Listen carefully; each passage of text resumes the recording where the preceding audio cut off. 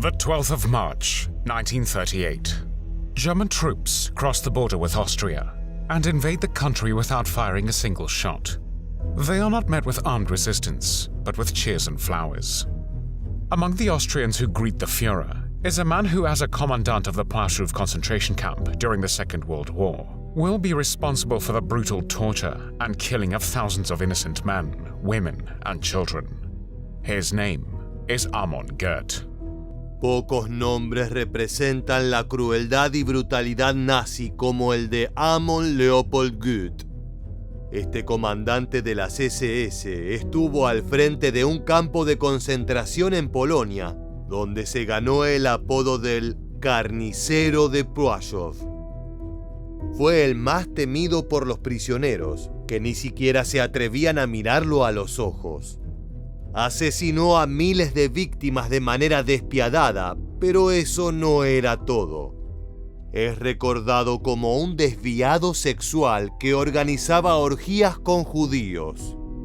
Tuvo una vida marcada por el horror, el morbo y la brutalidad hasta su crudo final, en el que parecía que ni la muerte aceptaba recibirlo, ya que tuvieron que ejecutarlo 3 veces. En este nuevo video de historia militar, repasaremos la vida de Amon Goeth, una verdadera bestia del Tercer Reich que supo causar terror con solo ser nombrado. Ponte cómodo porque estás a punto de descubrir a uno de los personajes más diabólicos de la Segunda Guerra Mundial. Amon Goeth nació el 11 de diciembre de 1908 en Viena, por entonces la capital del Imperio Austrohúngaro. Fue el único hijo de una familia católica adinerada que se dedicaba a la industria editorial y desde chico demostró poco interés por el estudio. De hecho, a los 17 años abandonó definitivamente su educación para unirse a las juventudes hitlerianas. Amon studied agriculture for a few semesters before abandoning his studies in 1925, when he began an apprenticeship as a bookseller in his parents' company. Amon, then 17 years old, became increasingly enthusiastic about National Socialism and its radical ideology, and his main political goal was the annexation of Austria to the German Reich. En el año 1927 se convirtió en miembro de la Organización de Protección del Hogar de Estiria en Viena, una facción radical y muy poderosa de un grupo nacionalista y paramilitar antisemita llamado Heimwehr. Esa experiencia terminó de marcar su rumbo, y en 1930 se unió a la rama austríaca del partido nazi, aunque no se convirtió en integrante de pleno derecho hasta finales de mayo de 1931. De todas maneras, aquella espera valió la pena, ya que todo aquel que se había unido al partido antes del ascenso al poder de Adolf Hitler era considerado un alter Kämpfer, es decir, un viejo combatiente, un título cargado de prestigio. Goeth se unió a las SS austríacas con el rango paramilitar SS Mann y el número 43.673. Hasta enero de 1933 sirvió en las unidades de Truppendaimel y Sturm-Livardi, hasta que fue ascendido a ayudante del pelotón 52º Estandarte, una unidad parecida a un regimiento. Además, posteriormente consiguió la categoría de Scharführer o líder de escuadrón. No obstante, ya por ese entonces era un personaje controversial. Consumía alcohol de un modo exagerado y protagonizó episodios de violencia extrema. Además, cuando el 19 de junio de aquel 1933 el partido nazi de Austria fue declarado ilegal, se tuvo que trasladar a Múnich y desde ese lugar aprovechó su posición de mensajero de las SS para dedicarse al contrabando de radios y armas entre suelo alemán y austríaco. Fue detenido por la policía de su país, pero 2 meses más tarde lo liberaron por falta de pruebas. De igual manera, no sería la única vez que estuvo tras las rejas. Los deseos de expansión y anexión de nuevos territorios eran los grandes objetivos de Hitler por ese entonces, y estaba intentando sumar a su país vecino desde hacía tiempo. La presión política de su partido no obtuvo el resultado que se esperaba cuando el canciller austríaco Engelbert Dollfuss decidió disolver el parlamento y gobernar por decreto. De esta manera firmó su sentencia de muerte. El Führer organizó un golpe de estado en Austria, en el que unos 150 miembros del partido nazi tomaron por la fuerza el edificio de la Cancillería Federal. Entre ellos se encontraba Amon Goeth. El plan del Tercer Reich era colocar a una persona de su línea de pensamiento en el poder, aunque nuevamente falló. Los representantes del gobierno fueron avisados sobre las intenciones de Hitler y disolvieron una reunión que se llevaría a cabo, buscando el apoyo de las Fuerzas Armadas para asegurar el control del país. De esa manera, los integrantes de las SS solo se encontraron con el canciller Dollfuss, quien terminó asesinado. Más tarde, la policía fue en la búsqueda de quienes habían conspirado contra el Estado austríaco, y Goeth resultó ser uno de los capturados, regresando así a la prisión. Sin embargo, no duraría mucho, ya que pronto logró escapar y huir hasta un centro de entrenamiento que las tropas alemanas tenían cerca del infame campo de concentración de Dachau. He was of course not a prisoner, but instead went to Dachau to train as a concentration camp guard. This would take him into a camp for the very first time. Sin embargo, hasta 1937 abandonó sus actividades con las SS y vivió en Múnich ayudando a su familia en el negocio editorial. En 1934 se había casado con Olga Janáuszek por recomendación de sus padres, pero se divorció a los pocos meses.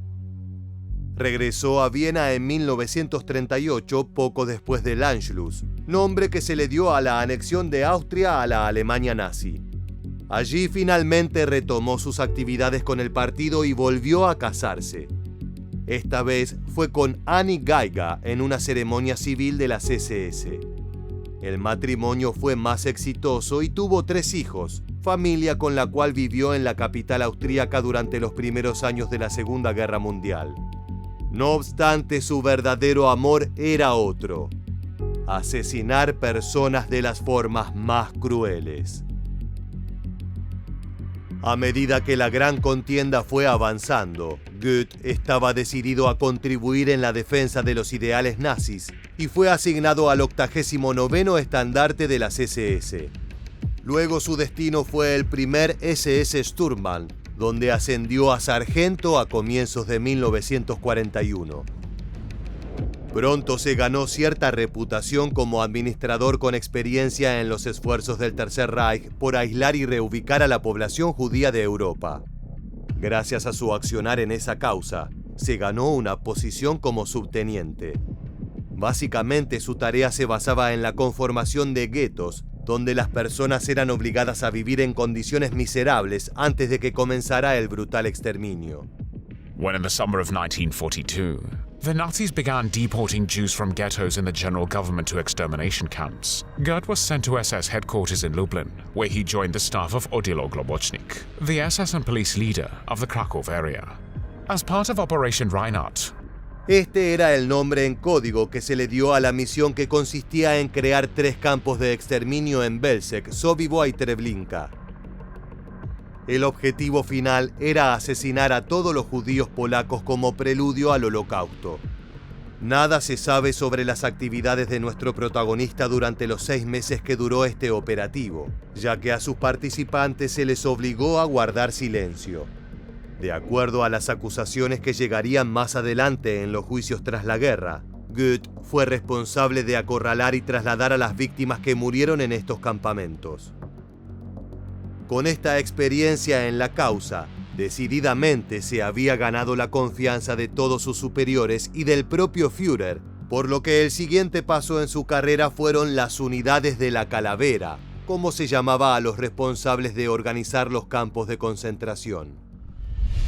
La primera tarea de Goeth fue la de supervisar la construcción de uno de estos espacios en Płoszów, del que posteriormente sería comandante. Las instalaciones se levantaron en un mes y para ello usaron mano de obra esclava procedente del gueto de Cracovia. El nazi fue personalmente a buscar a los judíos que trabajarían en esto y comenzó a dar muestras públicas de su gran brutalidad. Luego de encontrar al grupo que le serviría para su proyecto, descartó a los que no se consideraban aptos para ser trasladados al campo de exterminio. Pero eso no fue todo. Para dejar en claro cuál sería su cruel destino, mientras se producía el desalojo del gueto, cientos de personas fueron ejecutadas en las calles. Su fama como un sanguinario líder empezó a crecer, y más aún, luego de la inauguración del campo de Płaszów, donde dejó en claro quién mandaba. In his inaugural address as commandant, he said to the prisoners, "I am your God." The Płaszów camp was established in 1942 under the authority of the SS and police leaders in Krakow. It was initially a forced labor camp for Jews. The original site of the camp included 2 Jewish cemeteries. From time to time, the SS enlarged the camp and it reached its maximum size in 1944, the same year that it became a concentration camp. Las palabras de Amon Gut fueron prácticamente una advertencia de lo que sucedería allí dentro. Su nuevo rango le proporcionaba total autoridad para hacer su voluntad. Cuando el campo fue abierto, albergaba a 2.000 reclusos, pero en su época de mayor apogeo, llegó a alojar en sus tétricas instalaciones a 25.000 prisioneros. A su vez, unas 150.000 personas pasaron por allí como instancia previa a su traslado a otros campos.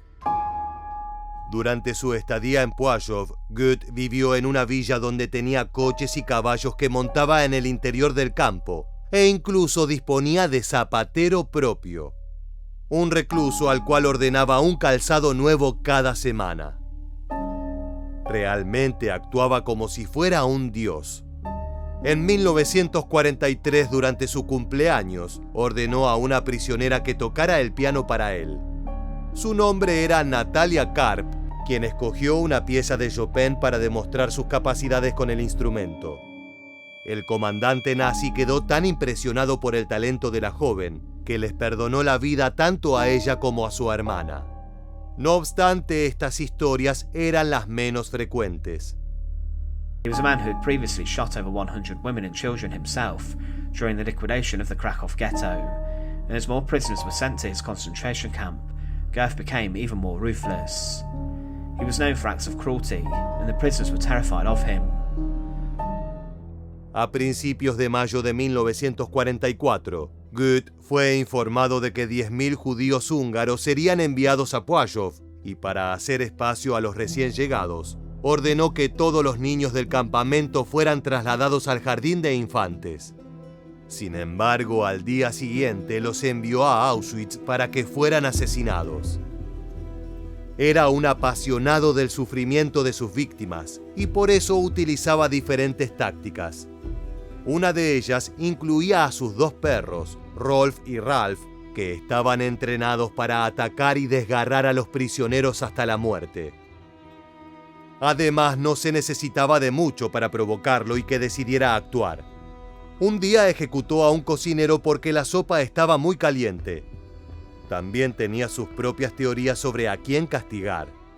En su forma de pensar, si un miembro de un equipo de trabajo escapaba o cometía alguna infracción, todos debían enfrentar las represalias. En varias ocasiones, una cuadrilla entera fue asesinada porque uno de sus miembros había huido. Y en algunos de esos casos, era él mismo quien se encargaba de los asesinatos. Según un testigo, el lugar escogido para las ejecuciones era la colina de Juyova Gurka, donde entre 8 y 12.000 personas fueron asesinadas. Otra de las especialidades de Gut era disparar a los prisioneros por la mañana desde el balcón de su villa.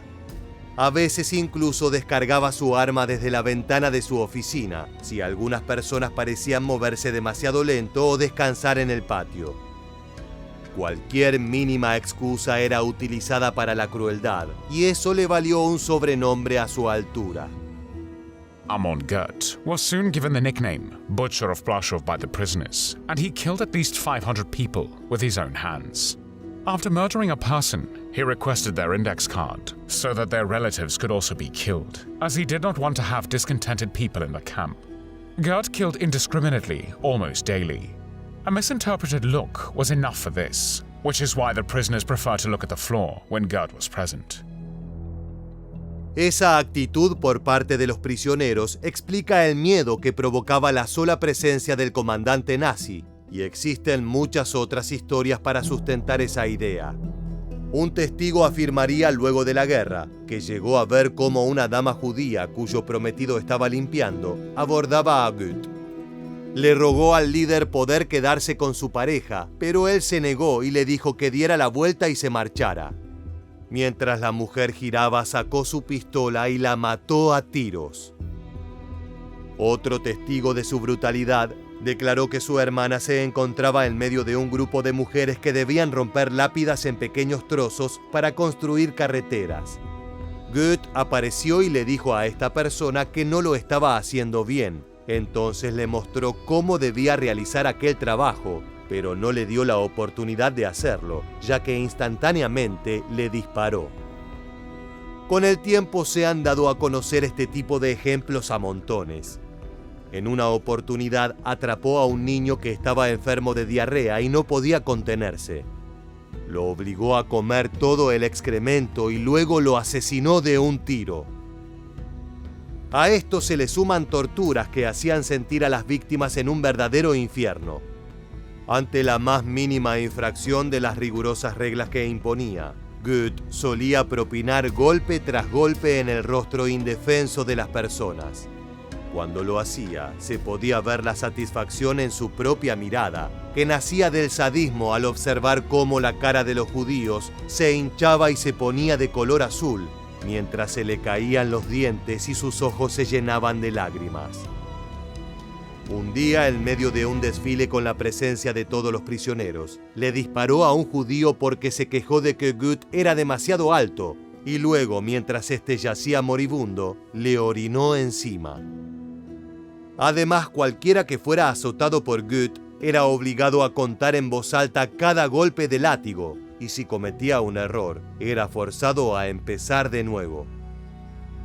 Una de las personas que alguna vez estuvo atrapada bajo su mando dijo que el comandante era un espantoso y terrible monstruo que dominaba a las personas por el miedo a la muerte.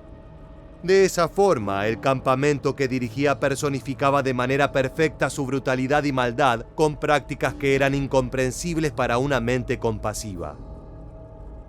Como si todo esto fuera poco, el nazi fue catalogado como un desviado sexual, adicto a violar judíos a pesar de ir en contra de los ideales del Tercer Reich.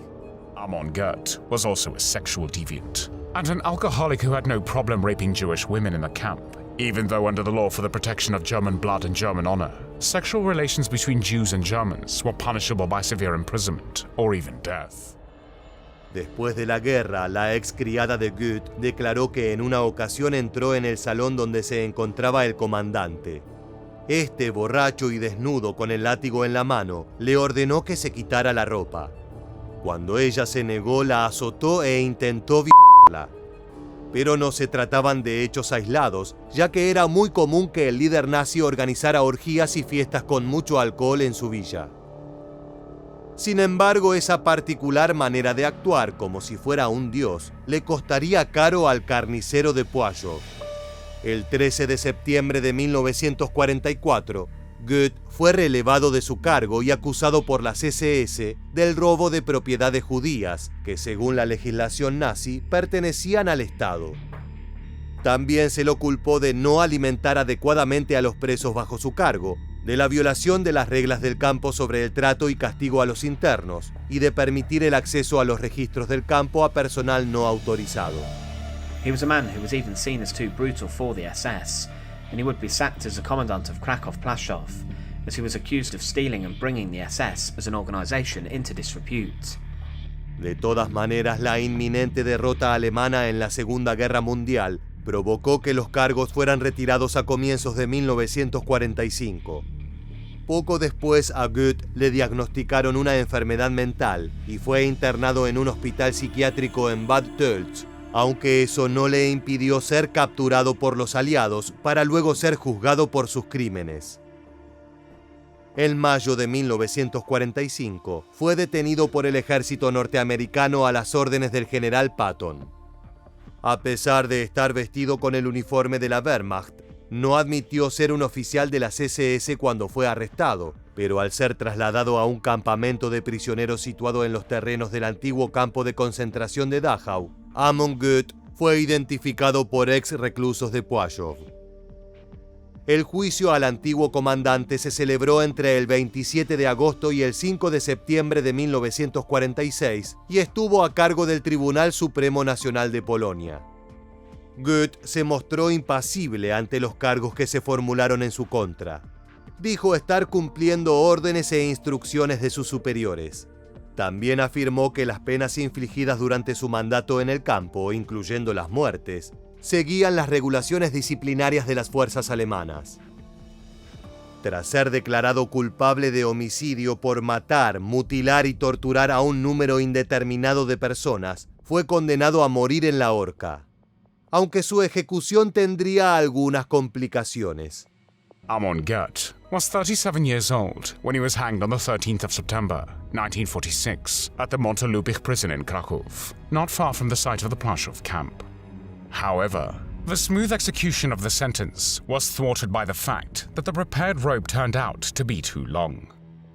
Esto fue un inconveniente debido a la altura de Goeth, quien medía 2 metros. La soga tuvo que ser cortada en 2 oportunidades tras intentos fallidos, y fue en esa oportunidad cuando finalmente el despiadado comandante nazi murió. Sin embargo, ni siquiera en sus últimos segundos se mostró arrepentido por los crímenes atroces que cometió, y por el contrario reafirmó sus ideales con su frase final al grito de Heil Hitler. Luego de ser ahorcado, su cuerpo fue incinerado y sus cenizas arrojadas al río Vístula. Muchos años después de su muerte, la brutal imagen de Amon Goeth sigue espantando a la humanidad, al ser la encargada de inspirar al villano de una producción de Hollywood. Este comandante estuvo representado en la película La lista de Schindler de Steven Spielberg y fue interpretado por Ralph Fiennes. Una curiosidad que deja en claro lo temible de la figura nazi es que durante el rodaje el actor fue presentado a Mila Pfefferberg, una judía superviviente del campo de Płaszów. Al verlo vestido con el uniforme de las SS y tan bien personificado, la mujer comenzó a temblar de manera incontrolable porque le recordó vivamente al sádico criminal. Por último, la cultura popular también supo más sobre este personaje debido al libro Mi abuelo me habría disparado, de Jennifer Tiga, una mujer alemana de raza negra que descubrió ser la nieta de Goethe. La escritora nació en 1970, concebida durante una breve relación entre su madre y un hombre de origen nigeriano. Cuando contaba con 1 mes de edad, fue enviada a un hogar católico donde perdió todo contacto con su familia biológica. Interesada por su pasado, en 2008 encontró un libro con una fotografía de su madre, Mónica Hertwig, quien había cambiado su apellido, pero era hija del comandante del brutal campo de concentración polaco. Tras descubrir su historia, Tiga se sometió a tratamiento psicológico para aliviar su carga. Lo cierto es que Goethe jamás conoció a su hija Mónica, fruto de un romance extramatrimonial con la secretaria de la Wehrmacht, Ruth Calda. No obstante, a pesar de que la relación ni siquiera existió, Tiga en su obra deja plasmada la brutalidad de su abuelo, que simplemente la habría asesinado por ser de raza negra. Ahora sí, luego de haber conocido la despiadada historia de uno de los nazis más sanguinarios, ha llegado el momento de despedirnos. Muchas gracias por acompañarnos. Te esperamos en nuestra próxima entrega de Historia Militar.